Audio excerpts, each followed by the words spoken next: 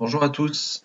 Alors, cette vidéo, c'est parce que, comme mardi, euh, on ne fera pas cours normal et qu'il y a interrogation vendredi, on va avancer un petit peu sur ce que l'on va voir donc mercredi ou jeudi, ça dépend de si vous êtes en 5e 7 ou 5e 8.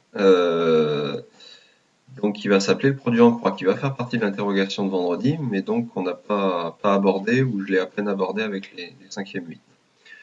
Donc je vous explique l'idée. En fait, c'est que si on me demande si les deux fractions donc, qui sont à gauche là sont égales, on a appris à le faire sur ce chapitre. Il suffit de repérer que de 2 à 16, on arrive à faire x8. Donc finalement, la fraction de gauche, en lui faisant x8 en haut et en bas, on arrivera à voir si les deux sont égales. La nouveauté, donc, c'est ce qui se passe à droite. Sur des fractions comme les deux qui sont à droite, là, on ne peut pas utiliser ce qu'on a appris sur ce chapitre. Parce que de 8, je ne trouve pas de multiplication pour passer à 25. Du petit dénominateur vers le grand, je n'y arrive pas. Dans ce cas-là, il existe une autre solution qui s'appelle le produit en croix. L'idée du produit en croix, c'est que plutôt que de chercher si ces deux fractions sont égales, qui correspondent à deux divisions, et donc c'est des choses compliquées, on arrive à transformer ça en deux multiplications égales. L'idée, c'est de dessiner une croix. Donc, regardez, je vais dessiner une croix ici.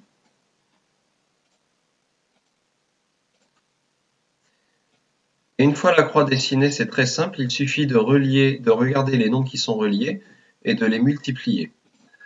Donc, plutôt que de chercher à savoir si 31 sur 25 est égal à 9 huitièmes, nous on va chercher à savoir si 31 fois 8, donc les deux nombres qui sont reliés là, est égal à 25 fois 9, les deux nombres qui sont reliés là. L'avantage, c'est que là, les multiplications sont plus faciles à calculer que ces deux divisions qui étaient là. D'autant plus que des fois, les divisions, vous savez, elles ne se terminent pas. Là, je vais trouver mes résultats des deux multiplications et je regarderai si c'est égal. Si mes deux multiplications sont égales, c'est que mes deux fractions au-dessus étaient vraiment égales. Voilà. Ça s'appelle produit en croix parce qu'on retrouve le mot produit qui correspond au résultat d'une multiplication. Et en croix parce que, en fait, c'est en dessinant une croix qu'on arrive à savoir quelles sont les deux multiplications à faire. Alors après, bon, je termine rapidement cet exemple si on veut le terminer. Donc, il faut faire combien fait 31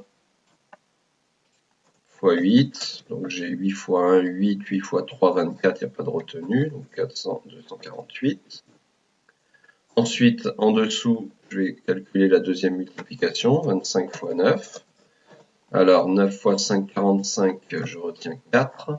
9 fois 2, 18 et 4, 22. Voilà. Et là, on ne me demande pas à savoir si c'est supérieur ou inférieur, juste si c'est égal. Bon, là, ce n'est pas égal. Donc, ma conclusion, ça sera que les deux fractions qui étaient en haut n'étaient pas égales. Ça veut dire quoi? Ça veut dire que si vraiment je calculais 31 divisé par 25, ça ne me donnerait pas le même résultat que 9 divisé par 8. Voilà. Donc, je reprends. Le produit en croix, c'est lorsque l'on n'arrive pas à trouver une multiplication du petit dénominateur vers le grand. Là, je pouvais, mais là, je ne pouvais pas. Dans ce cas-là, je dessine la croix, ça se transforme en deux multiplications, je calcule. Et après, je peux répondre, donc, les deux fractions ne sont pas égales. Voilà, alors on passe voir sur votre fiche de leçon, et l'idée, ça sera que mercredi et jeudi, on reprenne ça en accéléré du coup. Donc sur la page de gauche de votre fiche de leçon, tout en bas, on retrouve ça, et là, ce que j'ai expliqué est écrit avec des lettres. En fait, c'est juste pour expliquer que ce que je viens de vous montrer fonctionne avec n'importe quel nombre. Donc regardez, je veux savoir si ces deux fractions sont égales. Ça revient à dessiner la croix.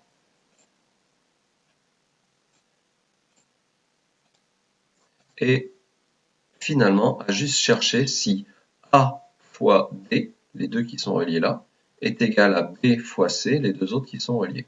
Est-ce que A fois D est égal à B fois C? Voilà. Alors, on regarde l'exemple rapidement en bas à droite, donc sur la fiche de droite tout en bas. On nous demande si la proportion de garçons dans ces deux collèges est la même. Ce que l'on veut savoir, en fait, c'est si... Alors, attendez, je vais prendre une fraction. Je prends une fraction là. Ce qu'on veut savoir, c'est si les 346 garçons par rapport aux 800 élèves,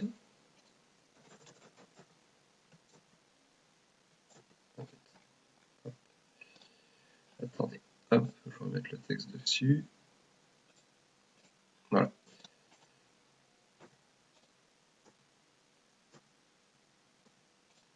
Donc Donc on veut savoir si les 346 garçons par rapport aux 800 élèves, c'est la même chose, donc est égal aux 231 garçons par rapport aux 500 élèves. Donc 231 par rapport à 500. Bon, là, on est clairement sur un exercice où ce que l'on a appris dans ce chapitre ne nous permet pas de savoir si ces deux fractions sont égales.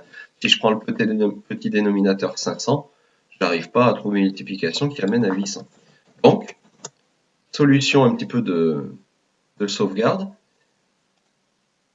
c'est je dessine la croix et je vais finalement chercher si 346 fois 500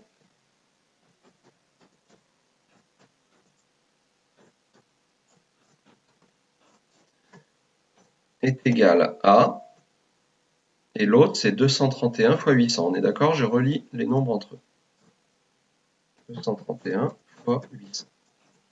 Voilà, donc ce que je vais faire, c'est que je vais calculer ces deux multiplications, regarder si les résultats sont les mêmes, et ça me donnera la réponse.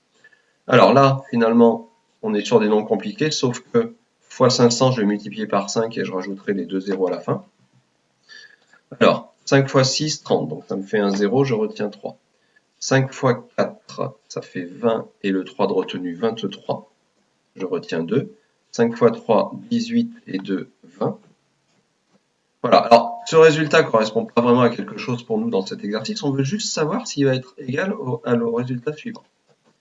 Alors ici, pareil, j'ai 2 zéros au 800, donc je vais juste faire x 8. Alors 8 fois 1, 8. 8 fois 3, 24, je vais donc mettre 4 et je retiens 2. 8 fois 2, 16 et 2, 18. Voilà.